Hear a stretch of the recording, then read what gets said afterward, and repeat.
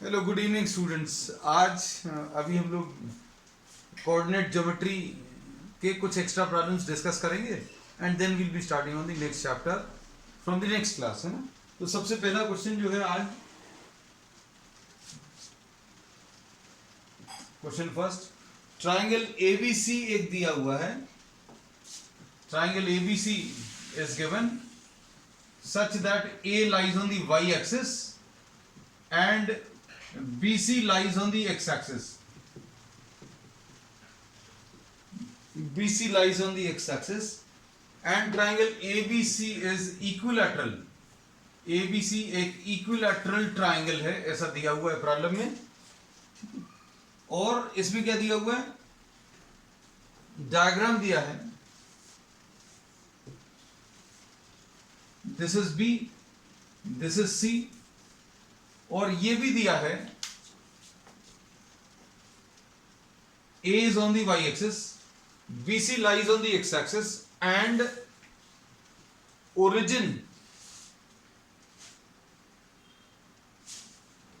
the base BC is shown as, find the coordinates of the midpoint of BC. A midpoint of BC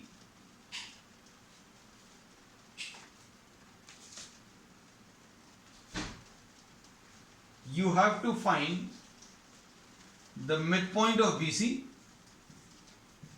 and you have to find out the coordinates of A, coordinates of A निकालना है। ये आपको 6 दिया हुआ है।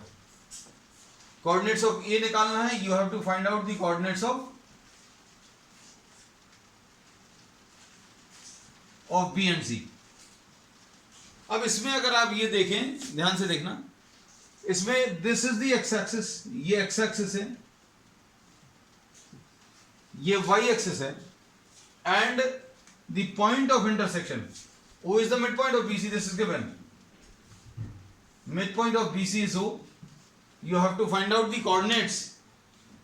ये O point जो है, this is the origin, and origin अभी हम लोग बोलेंगे ये इसका मिडिल पॉइंट है, तो अभी हम लोग बोलेंगे O is the point of intersection of x-axis and y-axis। जो मिडिल पॉइंट है, जो मिड पॉइंट है BC का O, वो point of intersection of x-axis and y-axis है। That means O will be having the coordinates what? O will be having the coordinates 0, 0। और since this is the mid point, ये 3 आ जाएगा, ये वाला distance भी 3 आ जाएगा, बता सकते हैं। और इसमें ABC एक इक्विलैटरल ट्राइंगल है, ABC एक इक्विलैटरल ट्राइंगल है। ABC is equilateral, therefore AB will be equal to BC will be equal to AC।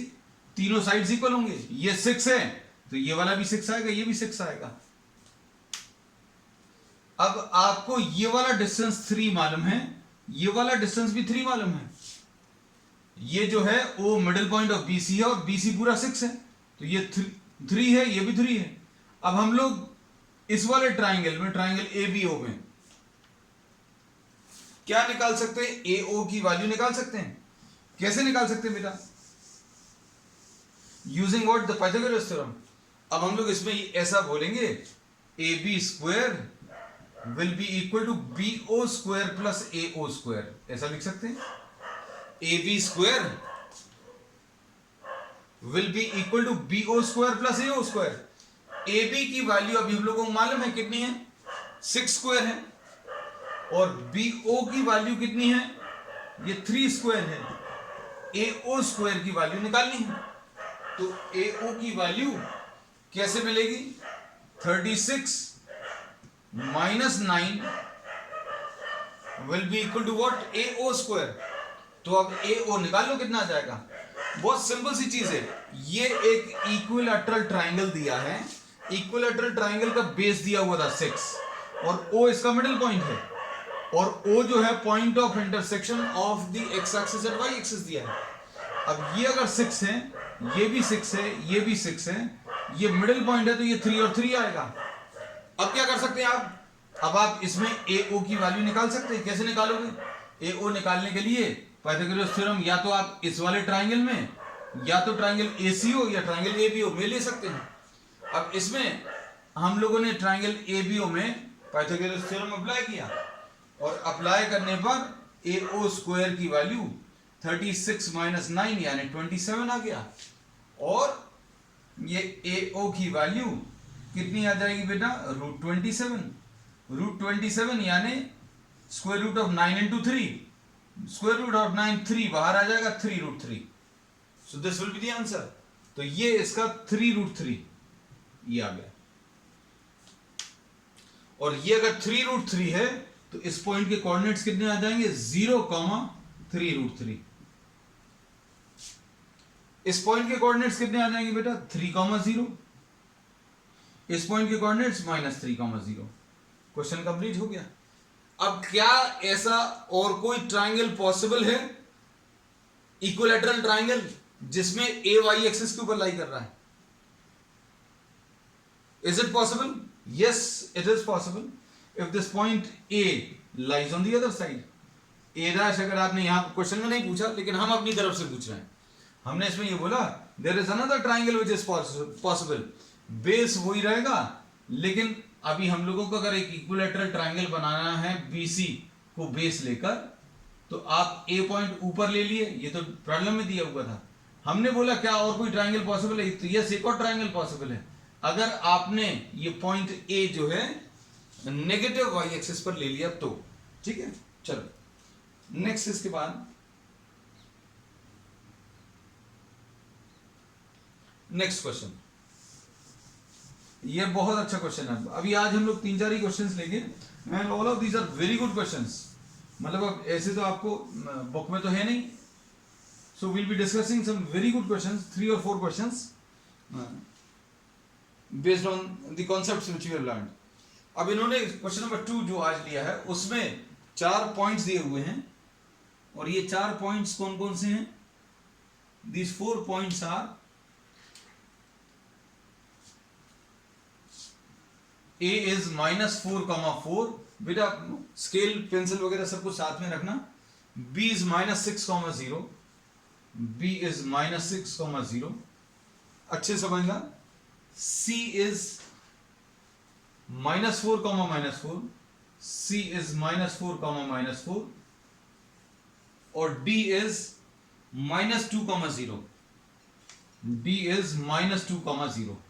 इन्होंने बोला इनको प्लॉट करना है, and name the figure which is found by plotting these points A B C D.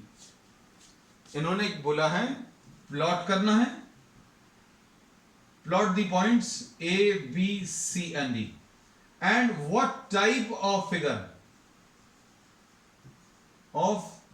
Figure A B C D is obtained.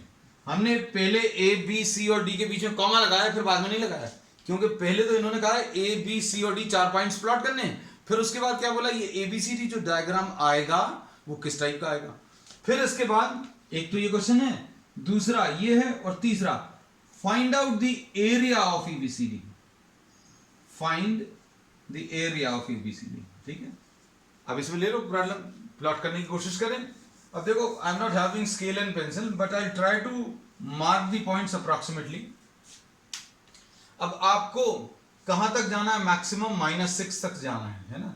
तो अभी हम लोगों को पॉजिटिव साइड में एक्स एक्सिस पर तो जाना ही नहीं है, तो मतलब हम ज्यादा इधर मेहनत नहीं करें। 1, 2 एंड 3 इधर पर एक्स वाली वैल्यू देखो कोई भी पॉजिटिव नहीं है, इसलिए अभी हमने ज्यादा उधर मेहनत नहीं करी है ना। फिर इधर पर ये -1, ये -2, ये -3, ये -4, -5 और ये -6, -1, -2, -3, -4, -5 एंड -6। फिर इधर पर प्लॉट कर लो, ये 1, 2, 3, 4 तक जा रहे हैं मैक्सिमम। चलो 5 तक प्लॉट कर दिया, 1, 2, 3, 4 एंड 5। नेगेटिव साइड में कहां तक जा रहा है ये? नेगेटिव साइड में this is going up to 1, 2, 3 y में मैक्सिमम -4 तक जा रहा है, इधर भी अभी हमने -5 तक ले लिया, -1 -2 -3 -4 एंड -5। ठीक, अब इसके बाद प्लॉट करो। You are having the exact graph with you and you are having the scale and pencil, you can draw it on an exact scale, है ना। I am drawing on an approximated scale. अब -4,4 सबसे पहला point, -4,4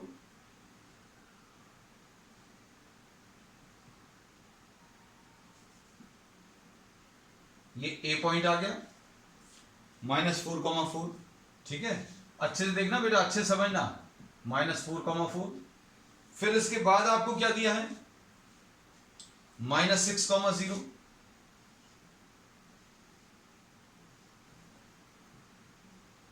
इसके लिए तो ज्यादा कुछ मेहनत नहीं करनी पड़ी। फिर उसके बाद क्या दिया हुआ है, C -4,-4। अब ये देखो, ये कहां पर आएगा, दोनों कोऑर्डिनेट्स नेगेटिव है, मतलब एब्सिसा भी नेगेटिव है और ऑर्डिनेट भी नेगेटिव है। एब्सिसा और ऑर्डिनेट दोनों नेगेटिव कहां पर होते हैं बेटा, ये होते हैं थर्ड क्वाड्रेंट में। तो थर्ड क्वाड्रेंट में अगर आप इनको प्लॉट करने की कोशिश करो, -4, -4। अब -4, -4 कहां पर आ जाएगा, इस पॉइंट के जस्ट नीचे आएगा और उतने ही डिस्टेंस पर आएगा। उतने ही डिस्टेंस पर क्यों बोला, क्योंकि ये 4 डिस्टेंस पर ऊपर और 4 डिस्टेंस पर नीचे है ना। तो ये कितना आ गया, C पॉइंट, -4, -4। ठीक, अब उसके बाद अगला पॉइंट क्या है, -2,0। तो ये -2,0 आ गया। अब देखो अच्छे से, अब इसको अच्छे से समझना। इसमें अगर आप इसको ज्वाइन करोगे,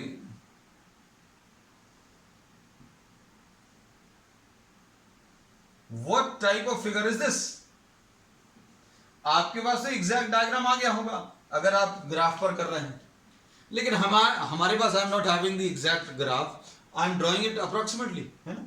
तो इसमें अभी हमने क्या बोला, इसको देखो ध्यान से, ये डिस्टेंस कितना है, ये देखो -2 -3, मतलब हर एक डिवीजन 1 है, ये 1 है, ये भी 1 है, ये भी। हम साइंस अभी बात, आई am not talking of science, ये एक एक डिवीजन है, ये एक डिवीजन है। अब डी से स्टार्ट करो, डी से स्टार्ट करें और point of intersection of diagonals पर पहुंच जाएं। इसको अभी हम लोगों ने ओ मार्क कर दिया, ये 1 डिवीजन है, ये 1 डिवीजन, 2 डिविजन्स आ गया। OD is what, 2 divisions. फिर उसके बाद ओबी को देखो, ओबी भी कितना है, ये 1 है, ये भी 1 है, तो ओबी कितना है, 2 डिविजन्स। अब इसका मतलब क्या है, ओबी और ओडी बराबर आ गए, ओबी और ओडी बराबर आ गए। अब देखो, क्या ओ ए ओ सी के बराबर है, देखो अच्छे से, इसमें ओ ए कितना है, अगर आप देखें ये 1 है, ये 2 है, ये देखो यहां से ये वाला डिस्टेंस इसके बराबर है, ये कितना है, 1 2 3 एंड 4। आप चाहो तो इधर पर भी देख सकते हो, 1 2 3 एंड 4, दिस इज 4। एंड ओसी अगर आप देखें तो ओसी भी नीचे की तरफ 4 है। We are not talking of science, we are just talking of distance. हम लोग कोऑर्डिनेट ज्योमेट्री से बाहर आ जाए, आप सिर्फ ज्योमेट्री की बात करें। ज्योमेट्री में अगर ये डिस्टेंस 4 है और ये डिस्टेंस 4 है, मतलब ये वाला जो डायगोनल है इसका मिडिल पॉइंट वो है और ये वाला जो डायगोनल है इसका मिडिल पॉइंट भी वो है। अगर डायगोनल्स का पॉइंट ऑफ इंटरसेक्शन दोनों डायगोनल्स का मिडिल पॉइंट हो जाए, डायगोनल्स का पॉइंट ऑफ इंटरसेक्शन दोनों डायगोनल्स का मिडिल पॉइंट आ जाए, तो अब हम लोग क्या बोलते हैं, diagonals bisect each other. Diagonals bisect each other मतलब दोनों डायगोनल्स एक दूसरे को इक्वल पार्ट्स में डिवाइड कर रहे हैं। ये 2 है, ये भी 2 है, ये 4 है, ये भी 4 है, तो एक दूसरे को इक्वल पार्ट्स में डिवाइड कर रहे हैं। तो डायगोनल्स बाइसेक्ट ईच अदर किस में होता है, पैरेललोग्राम में। अब पैरेललोग्राम का एक स्पेशल टाइप होता है rhombus. Rhombus is also a parallelogram, a special type of parallelogram, जिसमें चारों साइड्स की लेंथ इक्वल आएगी। अब आप मेजर करके देख लेना, आई एम नॉट मेजरिंग, ये डिस्टेंस, ये डिस्टेंस, ये डिस्टेंस और ये डिस्टेंस, आप स्केल से मेजर करके देख लो, आपके पास डायग्राम है। लेकिन हम उसका यूज नहीं कर रहे हैं। हम ये कह रहे हैं diagonals are bisecting each other at 90 degrees. ये तो 90 डिग्रीज है। ये क्यों 90 डिग्रीज है बेटा?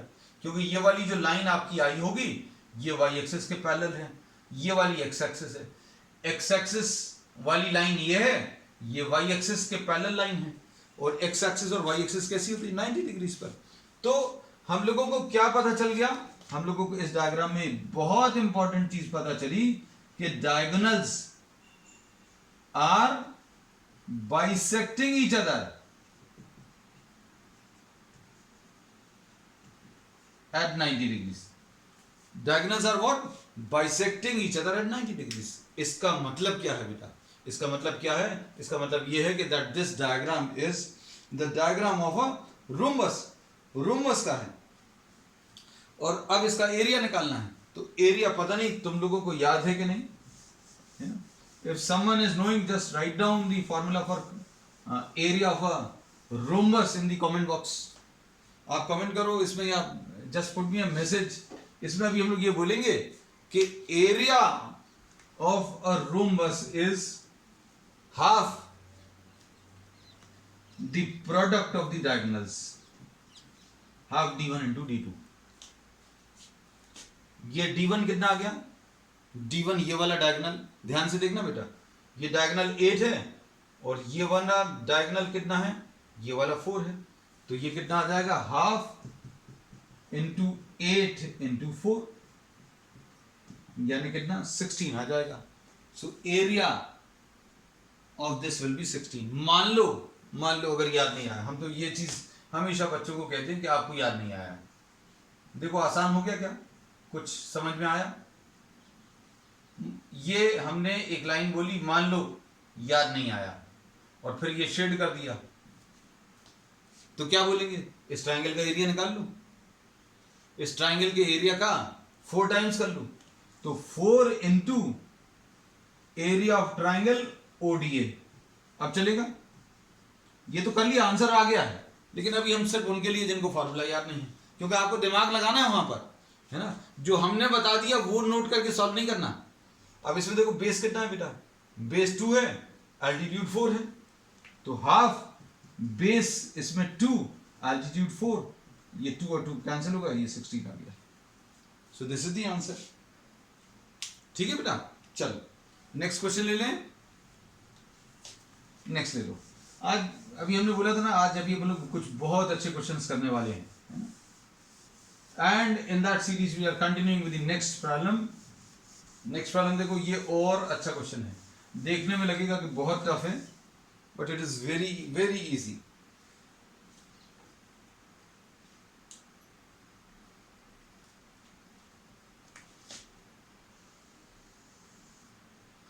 आज का क्वेश्चन नंबर 3।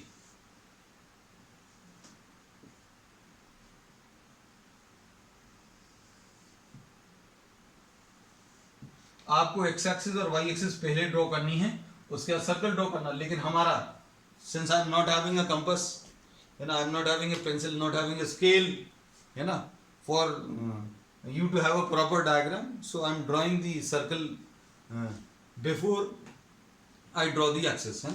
अब इसके बाद इसमें इन्होंने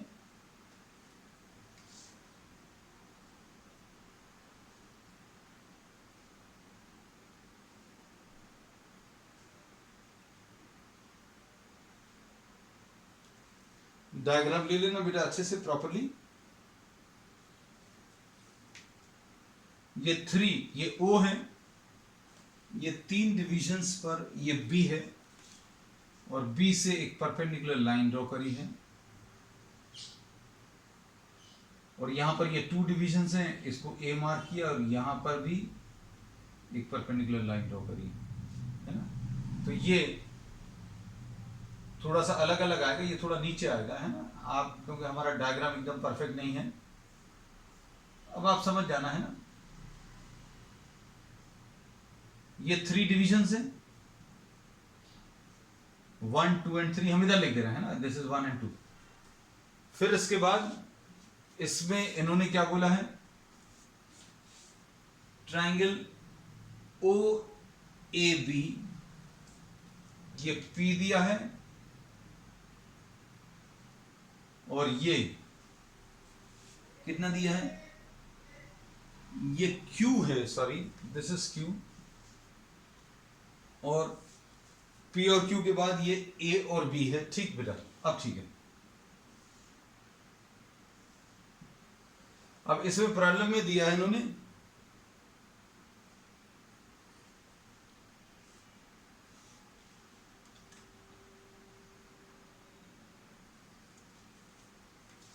ये 6th डिवीजन पर कट कर रहा है, ये 6 है, ये अच्छे से देख लेना बेटा। 1 ये प्रॉब्लम में दिया हुआ है, मतलब अभी हमने अपनी तरफ से कुछ नहीं किया।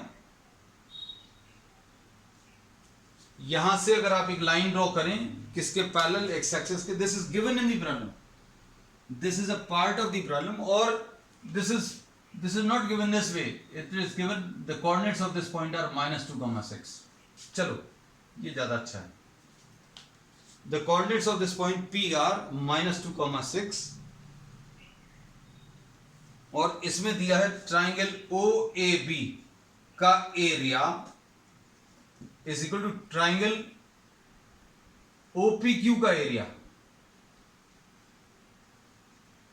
Area triangle OAB is equal to area triangle OPQ। अब इसमें इन्होंने बोला है find the coordinates of point P, coordinates of point A, sorry, कर सकते हैं इसको, कोशिश करो जरा।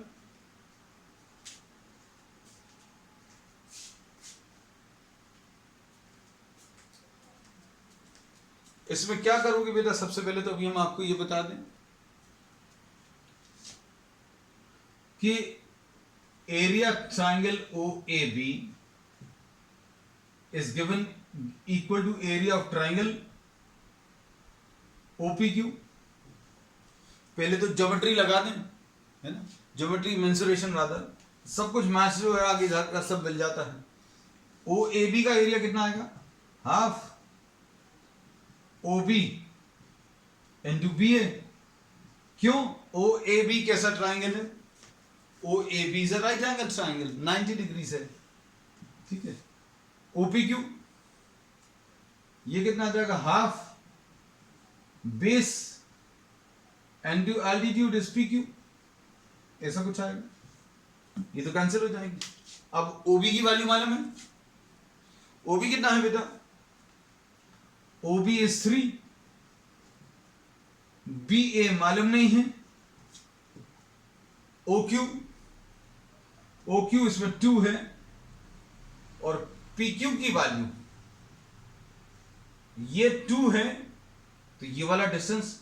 अब -2,6 अगर किसी पॉइंट के कोऑर्डिनेट्स दिए हैं, आपको ये बात समझ आनी चाहिए, -2 ये होगा और 6 ये वाला होगा, मतलब अभी हम लोग ये बोलेंगे कि ये वाला डिस्टेंस जो है 6 होगा।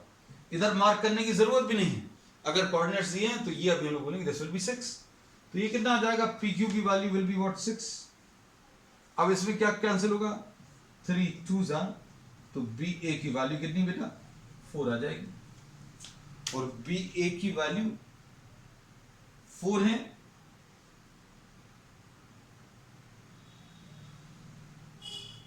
तो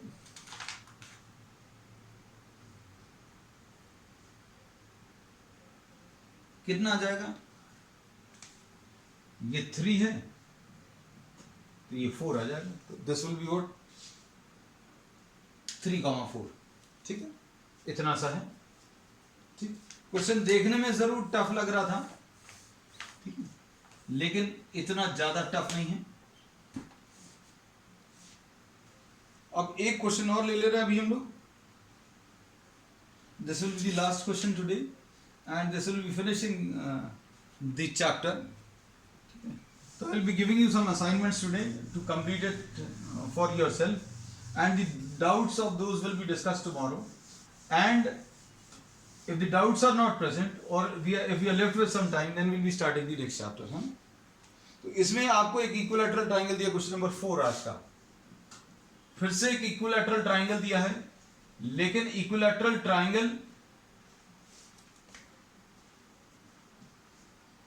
का base on Y axis,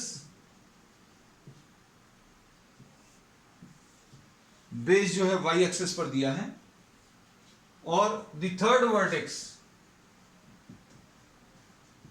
vertex on X axis. अगर ऐसा कुछ दिया, मतलब एक यहां पर दिया है, 2 पॉइंट्स इसके ऊपर दिए हैं, बेस जो है यहां पर दिया और आपको वर्टेक्स एक्स एक्सिस के ऊपर दिया है, और इस बेस के कोऑर्डिनेट्स दिए हैं 0, 5 एंड 0, -5। ठीक, आपको इसके कोऑर्डिनेट्स निकालने हैं, निकाल सकते हैं। अब देखो इसमें आपको ये वाला डिस्टेंस कितना आ जाएगा, पूरा ये 5 है, ये भी 5 है, तो टोटल डिस्टेंस कितना आ जाएगा बेटा, 10 आ जाएगा। अगर ये डिस्टेंस 10 है तो ये वाला डिस्टेंस भी 10 आ जाएगा, और ये वाला डिस्टेंस भी 10 आ जाएगा। कोई दिक्कत तो है नहीं, क्योंकि ये इक्विलैटरल ट्रायंगल है। अभी 10 क्यों आएगा, क्योंकि 0,5, सॉरी बेटा 0,+5 ऊपर है, 0,-5 नीचे है। अच्छा वो देख लिया, ये +5 ऊपर की तरफ, -5 नीचे की तरफ, ये 5 है, ये भी 5 है, तो टोटल 10 आएगा। अब इसके बाद ये 5 है, अब ट्राइंगल OQR में OR निकाल लो।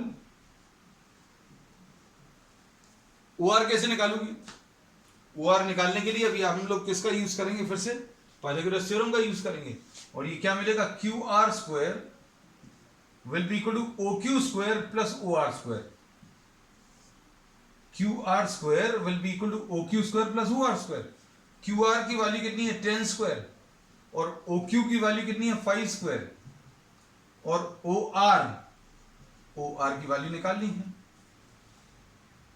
करो बेटा इसको सॉल्व, कितना आएगा, तो OR² will be equal to 100 - 25, ऐसा कुछ आएगा, यानी कि 75 आ जाएगा। मतलब OR विल बी √75, √75 मतलब √25 × 3, 75 को 25 × 3 लिखा, और 25 का √5 आ जाएगा, और ये 3। So this will be what, 5√3, 0, क्योंकि this point is lying on the x-axis. One more triangle is possible. Is it possible? Yes, it is possible. For another point which is lying on the left side, और r' कितना आ जाएगा, -5√3, 0। ठीक है बेटा, चलिए, that's all for today.